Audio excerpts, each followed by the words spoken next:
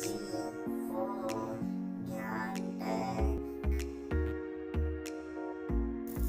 दोस्तों, मैं हूं आपका दोस्त गणेश और आपने अभी तक मेरा चैनल सब्सक्राइब नहीं किया है तो प्लीज़ सब्सक्राइब कर लें तथा साथ में बेल वाले घंटी के आइकन को भी दबाएं ताकि आपको लेटेस्ट वीडियो की सूचना तुरंत मिल सके और वीडियो पसंद आए तो लाइक करना ना भूलें। आज का हमारा टॉपिक है रेक्टिफायर। रेक्टिफायर क्या होता है? अल्टरनेटिंग करंट को डायरेक्ट करंट में बदलने वाले इक्विपमेंट को रेक्टिफायर कहा जाता है।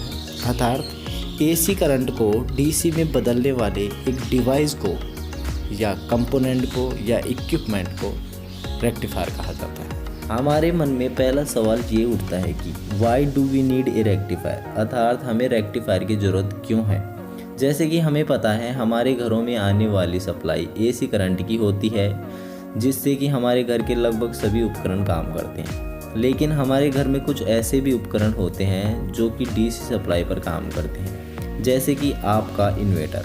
इसमें आपको 12 वोल्ट की एक बैटरी देखने को मिलेगी जो कि पूरी तरह से डीसी वोल्टेज पे काम करती है और इसी वजह से हमें अल्टरनेटिंग करंट को डायरेक्ट करंट में बदलने की ज़रूरत पड़ती है और एसी को डीसी में बदलने के लिए रेक्टिफायर की ज़रूरत होती है। जैसे कि हमें पता है डायोड सिर्फ पॉजिटिव करंट पर काम करता है और नेगेटिव करंट मिलने पर करंट का फ्लो रोक देता है और डायोड के इसी गुण की वजह से रेक्टिफायर में मुख्य रोल डायोड का होता है। दूसरे शब्दों में कहें तो डायोड से बने हुए एक सर्किट को ही रेक्टिफायर कहा जाता है।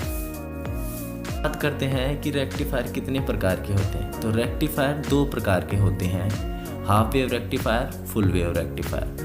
फुल वेव रेक्टिफायर भी 2 प्रकार के होते हैं, centre tap full wave rectifier और ब्रिज रेक्टिफायर। अब हम बात करेंगे हाफ वेव रेक्टिफायर किसे कहते हैं। जब एक डायोड को प्रयोग में लाकर उसे एक सर्किट में जोड़ दिया जाता है तो उसे हाफ वेव रेक्टिफायर कहते हैं।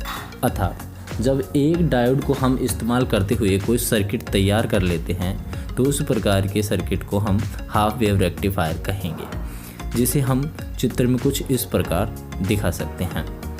यहाँ पे हम देखेंगे एक इनपुट एसी सोर्स है, फिर ट्रांसफॉर्मर है जिसे स्टेप डाउन या किया गया है और फिर एक डायोड लगा हुआ है प्लस टर्मिनल पे और नेगेटिव को हम ग्राउंड कर रखे हैं और दोनों को एक रजिस्टर लोड से कनेक्ट करा रखा है। तो यहाँ पे हम देखेंगे, नोटिस करते हैं कि ट्रांसफॉर्मर के आउट से निकली हुई एसी सप्लाई जो कि फ्लक्चुएशन कर रही है, अर्थात चेंजिंग हो रही है, तो इनपुट वेव में हम देख सकते हैं और आउटपुट में रेक्टिफायर के आउटपुट अर्थात डायोड के आउटपुट में जो वेव है उनको देखने पे हम देखेंगे सिर्फ जो पॉजिटिव साइकिल्स हैं वो हमें प्राप्त हो रही है।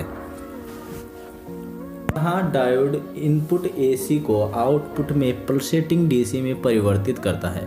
यहाँ उपयुक्त डायोड एसी के सिर्फ पॉजिटिव साइकिल में ही चालन करता है तथा नेगेटिव हाफ साइकिल के दौरान चालू नहीं रहता है। अतः आउटपुट में मात्र एसी के पॉजिटिव साइकिल के ही वोल्टेज प्राप्त होते हैं, इसलिए इसे हाफ वेव रेक्टिफायर कहा जाता है। फुल वेव रेक्टिफायर, जैसा कि मैंने आपको बताया कि half wave rectifier AC supply का केवल हाफ साइकिल प्रयोग में ले लेता है, जबकि full wave rectifier AC supply के दोनों हाफ साइकिल को प्रयोग में लेता है और लोड को पूरा साइकिल प्रदान करता है। हम कह सकते हैं कि जो रेक्टिफायर फुल वेव प्रदान करता है उसे फुल वेव रेक्टिफायर कहा जाता है। फुल वेव रेक्टिफायर 2 प्रकार के होते हैं, centre tap full wave rectifier और ब्रिज रेक्टिफायर। जैसा कि आप इस चित्र में देख सकते हैं कि यहाँ पे एक सेंटर टेप रेक्टिफायर है जिसमें सेंटर टेप ट्रांसफॉर्मर और 2 डायोड प्रयोग में किए गए हैं। इस रेक्टिफायर में सेंटर टेप ट्रांसफॉर्मर प्रयोग लेने की वजह से इसे सेंटर टेप रेक्टिफायर कहा जाता है।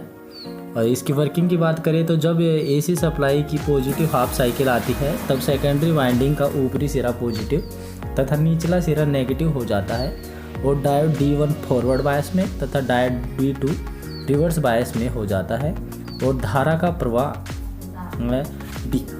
D1 से R अर्थात रजिस्टेंस से सेकेंडरी वाइंडिंग के ऊपरी आधे सिरे से होती हुई बहती है और जब एसी सप्लाई की नेगेटिव हाफ साइकिल आती है तो सेकेंडरी वाइंडिंग का ऊपरी सिरा नेगेटिव तथा निचला सिरा पॉजिटिव हो जाता है और डायोड D1 रिवर्स बायस में तथा डायोड D2 फॉरवर्ड बायस में हो जाता है।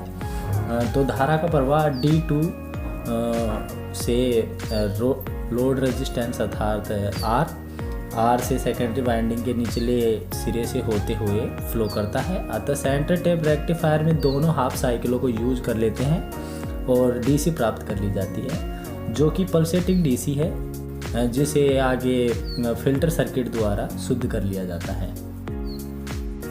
ब्रिज रेक्टिफायर, यह सर्किट सबसे ज़्यादा प्रयोग में किया जाता है। इसमें 4 डायोड को ब्रिज के रूप में प्रयोग किया जाता है। इसमें सेंटर टेप ट्रांसफार्मर की भी आवश्यकता नहीं होती। यह कुछ इस प्रकार दिखाई देता है।